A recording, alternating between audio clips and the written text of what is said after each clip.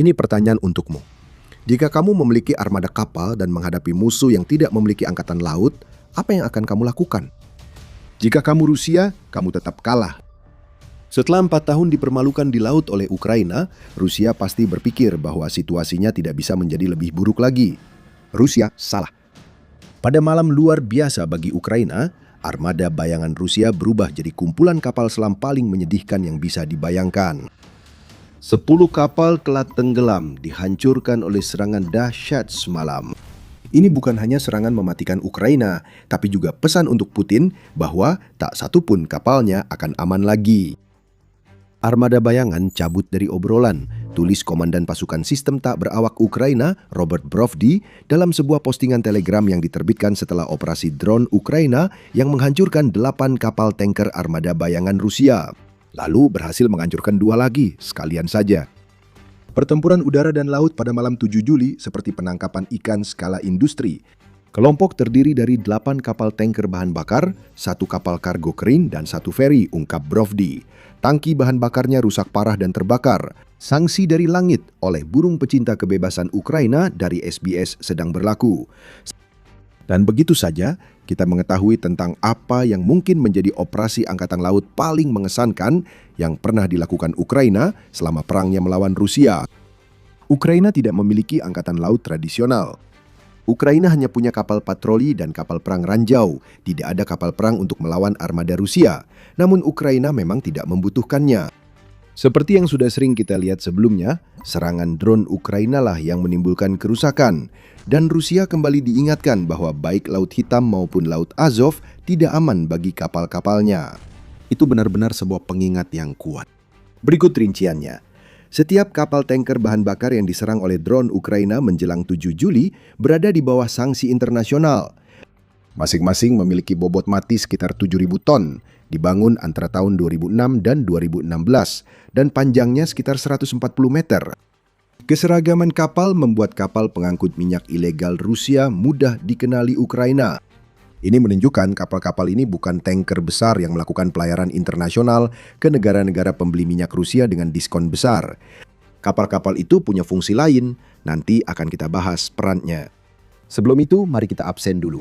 8 kapal tanker yang dihancurkan Ukraina adalah Sanar 1, Sanar 17, Venus 3, Teti, Klimena, Penelope, Alexei Savrasov, dan MS Ivan Cheremisinov. Brovdi mengungkapkan itu berarti ada 8 kapal. Beberapa jam setelah laporan awal, Brovdi menyatakan Ukraina menambah 2 kapal tanker, total menjadi 10. Tambahkan kapal feri dan kapal kargo kering yang disebutkan Brovdi di postingan awal ke daftar, maka total ada 12 kapal Rusia yang baru diubah jadi kapal selam oleh pasukan sistem tak berawak Ukraina. Ini bukan serangan biasa. Serangan ini tepat, terkoordinasi, mematikan. Pesan telah dikirim ke Putin dan kroninya bahwa kapal tanker dan feri yang dijadikan armada bayangan untuk menghindari sanksi kini menjadi target saat ada dalam jangkauan drone Ukraina. Ini adalah pemusnahan total logistik Rusia di wilayah di mana Putin benar-benar membutuhkan logistik tersebut berjalan semulus mungkin. Dan drone-drone beserta operatornya itulah yang menjadi bintang utama dalam aksi ini. Strategi Ukraina sangat brilian. Rekaman serangan itu menunjukkan pola yang sama berulang kali. Sebuah drone mendekati kapal tanker, membidik kapal tersebut sebelum menukik dan meledak. Sering kita lihat kapal yang diserang drone sudah terbakar. Itu menunjukkan bahwa Ukraina mengerahkan segerombolan drone. Ukraina tidak hanya mengirim 1 drone per kapal, tetapi menyerang berulang kali untuk menghancurkan kapal tanker penting bagi mesin perang Rusia. Namun, rekaman itu juga menunjukkan hal lain, seperti yang diungkapkan Defense Express dalam rangkuman serangan drone Ukraina. Setiap drone yang dipakai Ukraina memiliki target khusus pada kapal yang diserang. Mereka menghantam bangunan atas kapal, yaitu struktur tertutup yang menonjol di atas geladak cuaca kapal. Bangunan atas kapal terekspos dan biasanya dikelilingi geladak datar di kedua sisinya, sehingga menjadi sasaran yang jelas. Mengapa ini penting? Menurut Defense Express, menargetkan bangunan atas kapal tanker, berarti drone tersebut berusaha untuk secara bersamaan menghancurkan anjungan, ruang mesin, dan tangki minyak yang dibawa sebagai kargo oleh setiap kapal. Dan itu berhasil. Kita bisa melihatnya dari kobaran api yang muncul dari begitu banyak kapal yang menjadi sasaran drone Ukraina. Mengenai drone yang digunakan, ada beberapa spekulasi.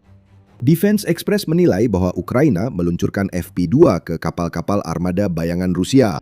Drone-drone ini yang dibuat oleh Firepoint tentu saja mampu menjalankan tugas tersebut.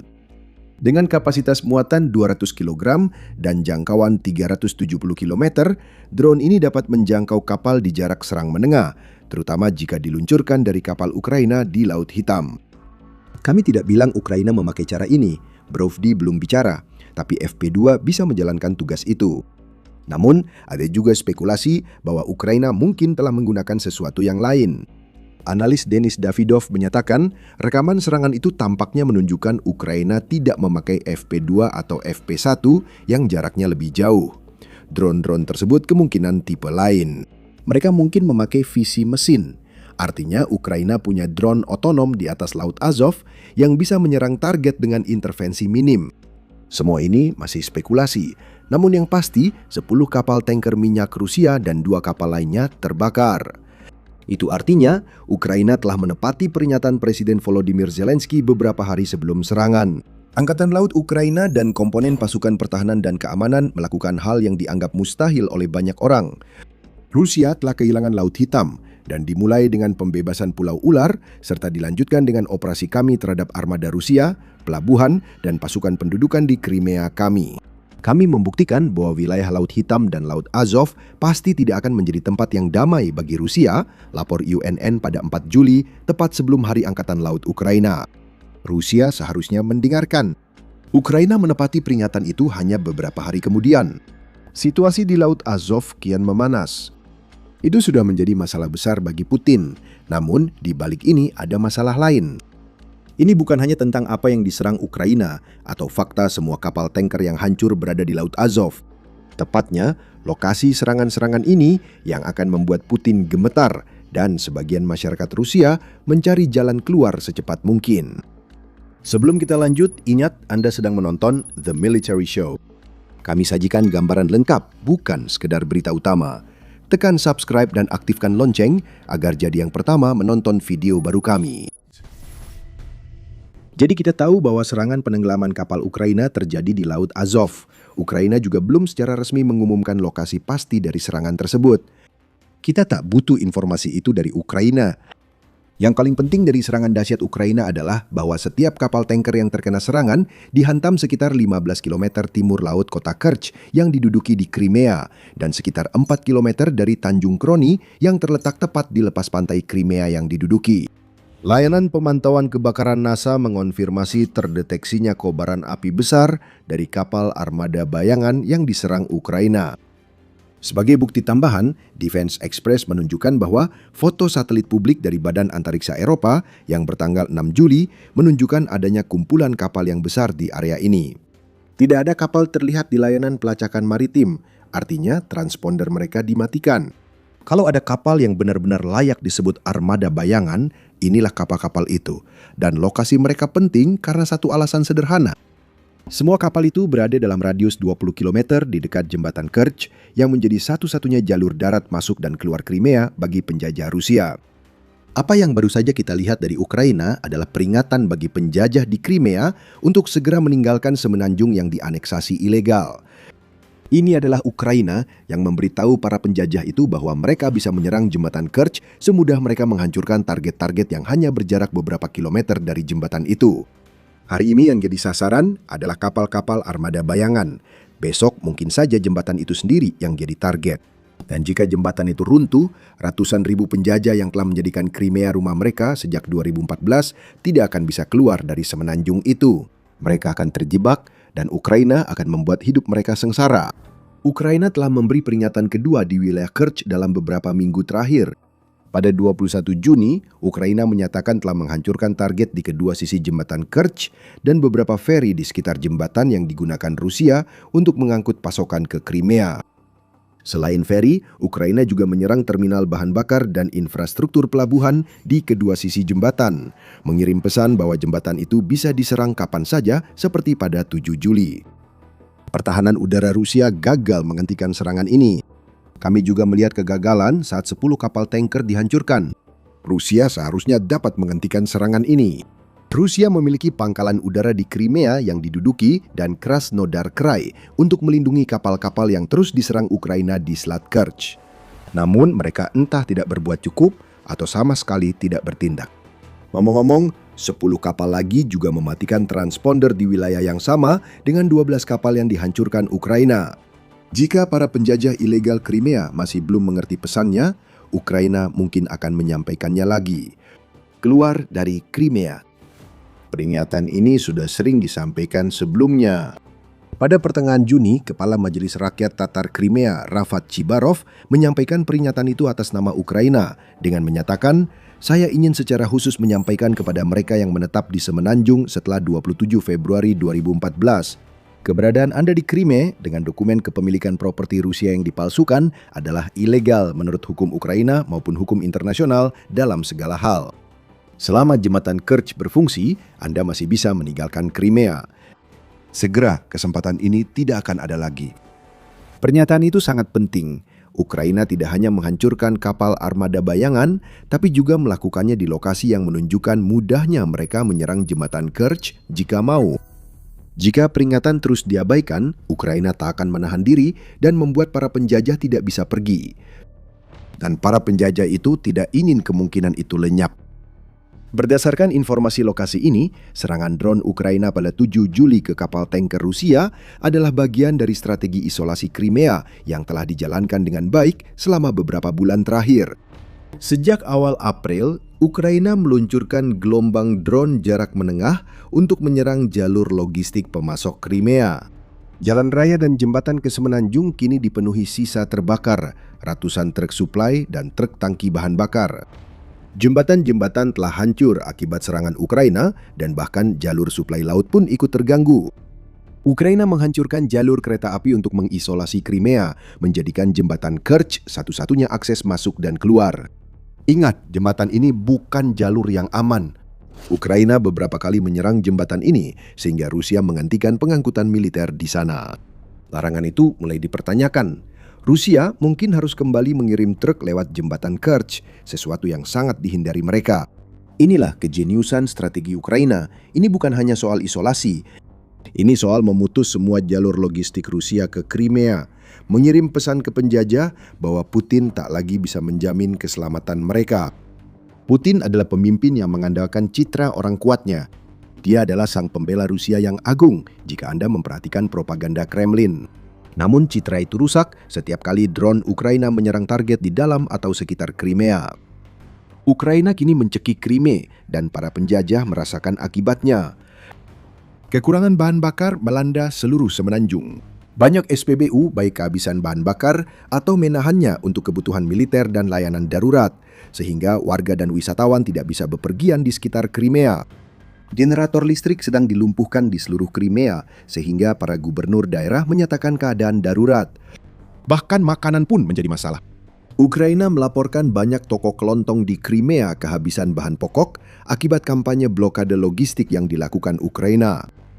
Serangan Ukraina pada 7 Juli yang menghancurkan kapal bukan hanya pukulan telak bagi armada bayangan Rusia. Strategi yang dijalankan menunjukkan peningkatan disertai peringatan pada jembatan Kerch. Kapal-kapal kecil ini kemungkinan mengirim bahan bakar ke Crimea, sekarang tidak lagi. Mereka terbakar. Untuk menegaskan maksudnya, kapal tanker dan kargo yang diserang di Laut Azov bukan satu-satunya target Ukraina. Pada 6 Juli, Moscow Times melaporkan serangan semalam di Crimea memicu pemadaman listrik. Otoritas bergegas mengalihkan aliran listrik usai lebih banyak gardu rusak. Ini adalah kehancuran tanpa henti.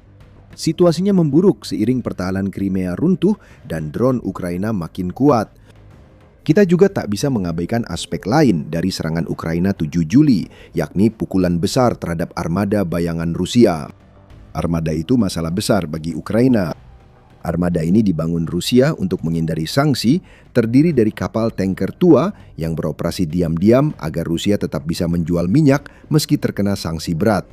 Kami menyebut kapal yang diserang Ukraina mematikan transpondernya. Ini salah satu dari banyak trik seperti berlayar di bawah bendera asing yang dilakukan armada bayangan demi kepentingan Putin. Dan trik-trik ini berhasil. Menurut Pusat Studi Strategis dan Internasional, armada bayangan terdiri dari setidaknya 591 kapal termasuk kapal pendukung pada akhir tahun 2025 dan armada ini menghasilkan pendapatan antara 87 hingga 100 miliar dolar per tahun untuk Rusia. Armada ini adalah urat nadi perang Rusia. Itulah mengapa Ukraina menyatakan serangan pada 7 Juli sepenuhnya sah. Wakil Perdana Menteri Ukraina Oleksiy Kuleba telah menyampaikan hal itu dalam surat yang ia kirimkan kepada Organisasi Maritim Internasional setelah Rusia menuduh Ukraina melakukan serangan teroris terhadap kapal dagang Rusia. Armada bayangan sangat penting untuk menghasilkan pendapatan anggaran bagi Federasi Rusia dan kelanjutan upaya perangnya, kata Kuleba, sehingga setiap kapal yang dikenai sanksi dan diserang oleh Ukraina menjadi target yang sah. Putin juga tak layak membahas pelayaran komersial. Rusia telah menyerang 59 kapal dagang Ukraina yang sah, jadi Putin sebaiknya tidak berkomentar soal Ukraina menghancurkan kapal yang disanksi dan mendukung perang Rusia. Apakah serangan Ukraina 7 Juli akan berdampak besar pada armada bayangan? Tidak. Serangan itu tampaknya lebih sebagai peringatan soal Crimea, bukan untuk membuat Rusia rugi miliaran dolar dari penjualan minyak. Kapal tanker yang diserang Ukraina berukuran lebih kecil, namun tetap dapat memindahkan minyak dari Laut Hitam dan Laut Azov ke pelabuhan luar Crimea untuk dipindahkan ke kapal lebih besar. Ada sedikit dampak pada armada bayangan. Tapi yang benar-benar penting di sini adalah Ukraina telah memberikan pukulan lagi terhadap bahan bakar Rusia. Itulah satu-satunya tujuan Ukraina. Setiap upaya Rusia mengangkut minyak atau bahan bakar jadi sangat beresiko kemanapun produk itu dikirim. Jika serangan terhadap kapal-kapal ini dipadukan dengan serangan Ukraina yang terus-menerus terhadap pemurnian minyak Rusia, hasilnya adalah strategi pemusnahan minyak yang telah mengkristal pada tahun 2026. Pada pertengahan tahun, Ukraina sudah melakukan hampir 200 serangan terhadap kilang minyak Rusia. Serangan yang paling mengesankan dari semua itu terjadi hanya sehari sebelum serangan terhadap kapal-kapal di Laut Azov, ketika drone Ukraina menempuh jarak hingga 3.000 km dalam serangan pemecah rekor terhadap kilang Omsk di Siberia. Kampanye terhadap minyak dan bahan bakar Rusia ini sangat kompleks, dan kelangkaan di Crimea membuktikan keberhasilannya. Sedangkan untuk Putin, dia benar-benar kabur ketakutan. Beberapa hari sebelum belasan kapal Rusia terbakar di Laut Azov, kapal pesiar mewah milik Putin bernilai jutaan dolar dilaporkan kabur ke perairan Arktik, dilengkapi jaring anti-drone dalam upaya putus asa untuk menghentikan senjata yang baru saja menenggelamkan begitu banyak kapal tanker bahan bakar Rusia. Kalau itu saja tak menunjukkan pelindung besar Rusia, maka tak ada yang bisa. Saat Crimea menghadapi ancaman terbesar sejak Rusia secara ilegal mencaplok semenanjung itu pada tahun 2014, Putin justru jauh lebih khawatir Ukraina mungkin menargetkan kapal pesiar mewah miliknya. Kapal rekreasi itu kini dibuntuti kapal perusak Rusia dan kapal patroli penyelamat menurut The Telegraph. Kami ingin tahu mengapa kapal tanker di Laut Azov tak dapat perlindungan sama, meski kami sudah tahu jawabannya. Ukraina telah membuat armada Laut Hitam menjadi tidak berguna, yang merupakan salah satu hal yang membuat serangan pada 7 Juli itu menjadi mungkin sejak awal. Putin bersembunyi di bunker saat kapal pesiarnya kabur dari Rusia. Inilah pelindung kalian, penjajah Crimea, jadi akan kami katakan sekali lagi demi Ukraina. Keluar dari Crimea selagi bisa. Beberapa penjajah telah menerima pesan ini dan menanggapinya serius. Tunggu, tadi kami bilang beberapa. Coba ribuan. Sebanyak itu, penjajah terlihat mencoba kabur dari Crimea lewat jembatan yang dijadikan Ukraina satu-satunya akses keluar masuk semenanjung. Kepanikan itu sudah dimulai sebelum 7 Juli. Sekarang situasinya akan jauh lebih buruk. Namun, jika Anda ingin tahu lebih banyak tentang eksodus besar-besaran warga Rusia yang sedang terjadi, kami punya video yang cocok untuk Anda tonton. Jika Anda suka analisis serangan Ukraina dan bencana armada bayangan Rusia, subscribe dan aktifkan lonceng notifikasi untuk lebih banyak The Military Show di feed Anda. Dan terima kasih seperti biasa sudah menonton.